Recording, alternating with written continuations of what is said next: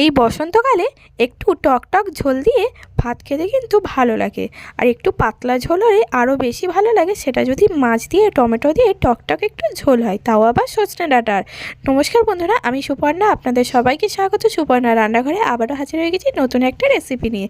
আর দেখুন কত সরু সরু কচি কচি সজনে ডাঁটা আর টমেটোটা কেটে নেব। আর দেখুন এখানে কিন্তু একদম মাছটা জ্যান্ত ছিল, বাজার থেকে যখন কিনে আনা হয়েছিল। এখন কিন্তু মাছটা নেতে গেছে, তো এই মাছটা দিয়েই কিন্তু আমি ঝোলটা বানিয়ে নেবো। আর এই বসন্তের সময় খেতে কিন্তু অসাধারণ লাগে। আর সজনা ডাঁটা, সজনা ফুল এই সময় খাওয়া কিন্তু খুবই স্বাস্থ্যের পক্ষে ভালো হয়। তো মাছটা আমি এইভাবে কেটে বেছে ধুয়ে পরিষ্কার করে নেব। তো বন্ধুরা, মাছটা কাটা হয়ে গেছে, আর মাছটা কিন্তু খুব বড় ছিল, তাই মাছের মুড়োটা মা কিন্তু মধ্যেখান দিয়ে এইভাবে কেটে দিচ্ছে, যাতে মাছটা ভালোভাবে ভাজা হয়ে যায় মুড়োটা। তো মাছটা আমি ধুয়ে বেছে পরিষ্কার করে নিয়ে এসেছি। তারপরে মাছের মধ্যে এবার নুন ভালো করে মাখিয়ে দিলাম। আমি কিন্তু হলুদ মাখাইনি, হলুদ মাখাতে ভুলে গিয়েছিলাম। তো আপনারা কিন্তু এইভাবে আমার মতো ভুল করবেন না, নুন আর হলুদটা একসাথেই মাখিয়ে নেবেন। আর এদিকে কড়াইতে তেল গরম করে আগে থেকেই আলুটা একটু মোটা মোটা করে কেটে নিয়েছিলাম। যেহেতু ঝোলের আলু, তাই একটু মোটা মোটা করেই কেটে নেওয়া হয়েছে। তো তেলের মধ্যে আলুটা দিয়ে ভালো করে আলুটা ভাজা হয়ে গেছে, তো লাল লাল করে আলুটা আমি তুলে নিয়েছি। এবার ওই তেলের মধ্যে আমি দিয়ে দিলাম হলুদ গুঁড়ো। যেহেতু মাছে হলুদ মাখানো হয়নি, তাই তেলের মধ্যে হলুদ গুঁড়ো দিয়ে দিলাম। আর তেলের মধ্যে হলুদ গুঁড়ো দিলে মাছের তেলটাও গায়ে ছেটকাবে না, আর ভালোভাবে মাছের রঙটাও হবে। আর এই দেখুন মাছটা ভাজতে বসিয়ে আমি ডাঁটাটা আর টমেটোটা কেটে নিয়েছি। আর অনেকটা বেশি পরিমাণেই টমেটোটা দিয়েছি, যাতে একটু টক হয়।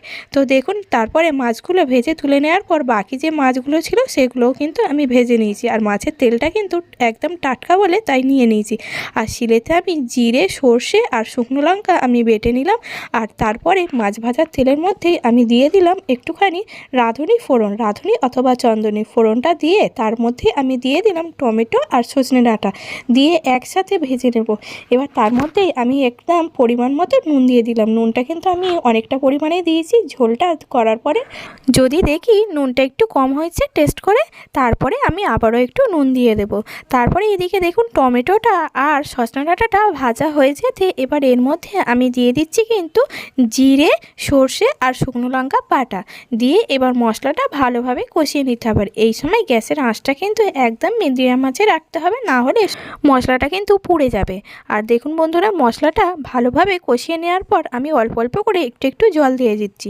তো মশলাটা এইভাবে ভালো করে আমি কষিয়ে নেব। আর মশলাটা কষানো হতে আর একটু জল দিয়ে আমি ফুটতে দিয়েছি। এবার দিয়ে দিলাম এর মধ্যে পরিমাণ মতো হলুদ গুঁড়ো দিয়ে একটুখানি এবার আমি ফুটিয়ে নেব।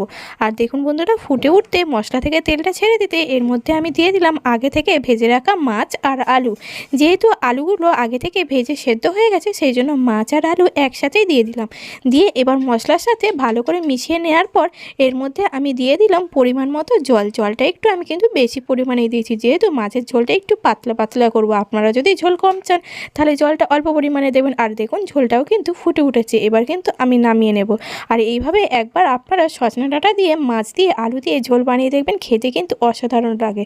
রেসিপিটি যদি ভালো লাগে তাহলে লাইক, শেয়ার, কমেন্ট করবেন। আর চ্যানেলে নতুন হলে চ্যানেলটি সাবস্ক্রাইব করে পাশে থাকার অনুরোধ রইল।